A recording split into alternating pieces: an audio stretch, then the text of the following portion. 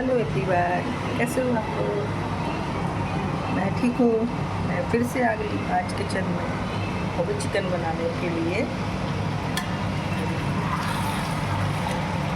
कुछ भी नहीं किया, बस जितने भी सारे खड़े मसाले हैं उसको मैंने मिक्सी में पीस लिया।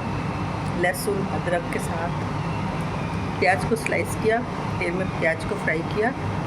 सारे मसाले को, पिसे हुए मसाले को चिकन में लगा के रख दी थी।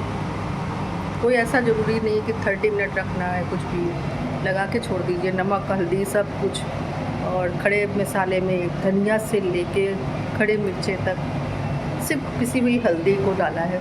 बाकी सारे खड़े मसाले को पीस के मैरिनेट करके रख दिया है। मैरिनेट में ऐसे मिला के रख दी हूँ और बस चढ़ा दी हूँ। ये शुरू में तेज़ आंच पे चढ़ाया है मैंने, तेज़ आंच पे चढ़ाई हूँ। उसके बाद बस सिम पे चढ़ा के इसको भूल जाऊँगी। भूल मतलब जाऊँगी, बीच बीच में थोड़ा चलाती भी रहूँगी, नहीं तो कहीं जलने का डर रहता है। सिम पे चढ़ा के दम पे छोड़ दूँगी, उसके बाद खोलूँगी। डन, चिकन तैयार हो जाएगा। मैं उसकी फ़ोटो या वीडियो बना के आपको भेजूँगी। Thank you, bye bye, take care, love you all.